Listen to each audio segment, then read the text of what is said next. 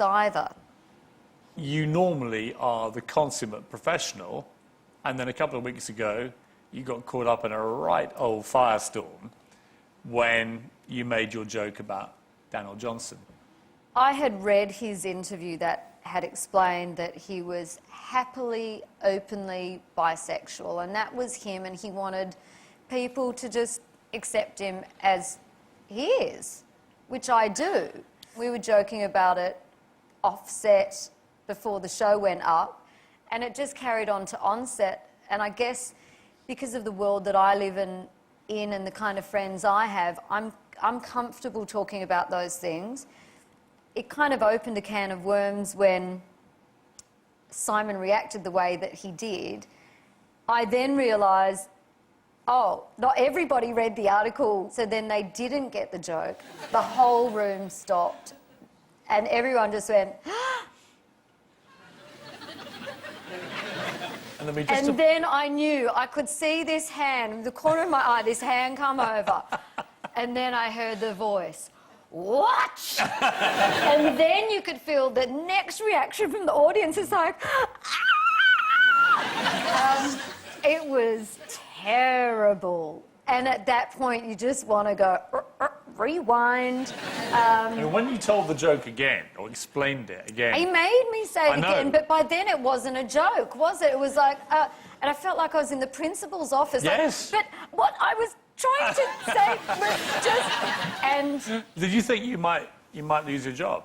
I knew that there were complaints, and they were kind of mounting by the minute, but if you can lose your job over that when it wasn't outing someone, I would have been surprised.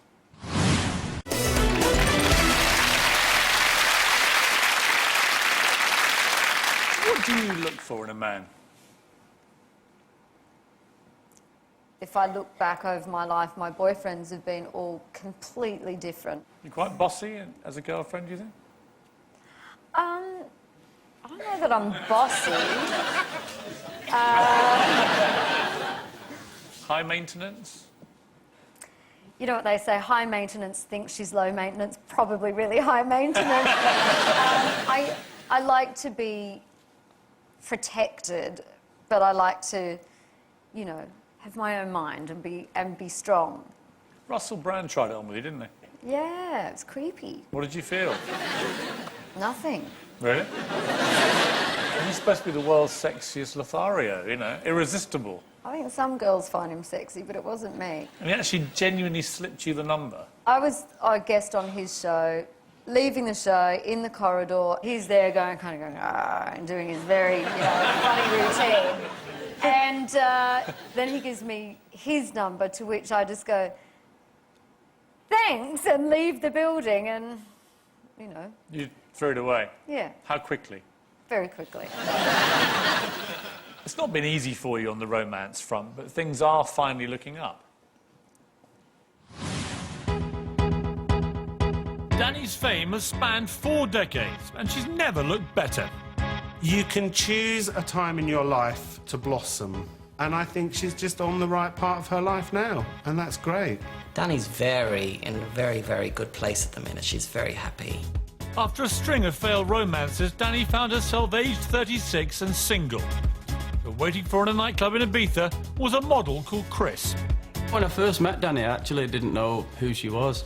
Chris is so unintimidated by Dannii's celebrity status.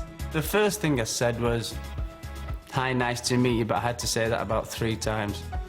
1, the music, and 2 was the language barrier. What he's done for her is just give her a perspective on her life. I've been called every name under the sun by my friends.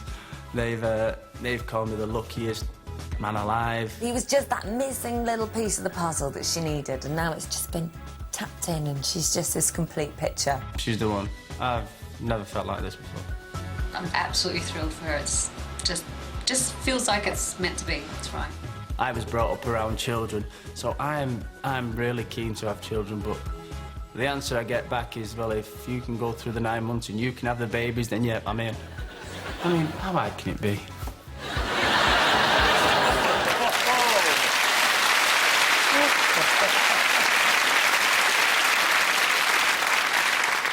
Sounds like somebody's getting a bit broody there, Dannii. I need a little convincing.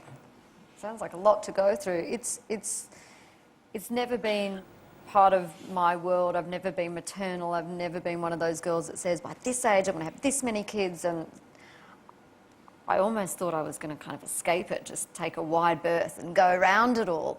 And now it's kind of, I'm in a relationship that is just so right. Maybe I have to start thinking about it. What's interesting about Chris is that he's not famous at all. Is that part of what attracted you to him?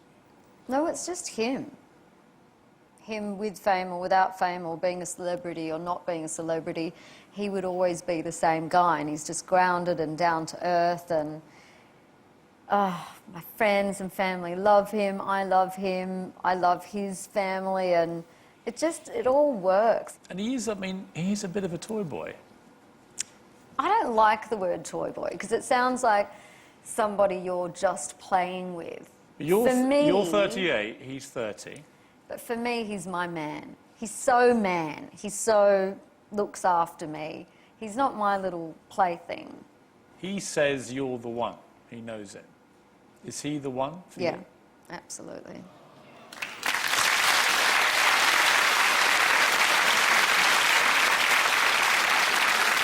Are you going to marry him? Don't know. I don't know. I guess he'd have to ask me, wouldn't he? What would you say if he did? I'd want him to be the first person to hear the answer, not you.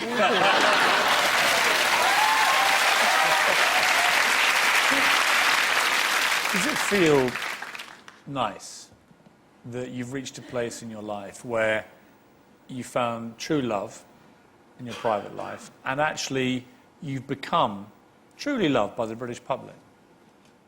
I'd be happy enough just even with the first one, just to have found true love. I could honestly walk away from all of the performing if it's something that I wasn't good at and people didn't like seeing me do it. But to have both come together at once is just incredible.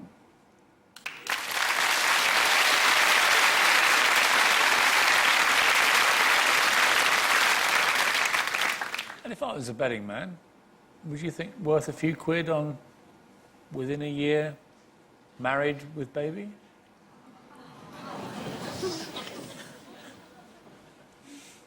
I don't know. Would it be a nice way for the fairy tale to end, do you think? I don't want the fairy tale to end. I want it to begin. This is the beginning for me. Would it be a nice way for the fairy tale to begin? I think there's some things, and I've revealed a lot tonight, that are just between me and Chris. And as time goes on, we'll see what happens. Ladies and gentlemen, Dannii Minogue.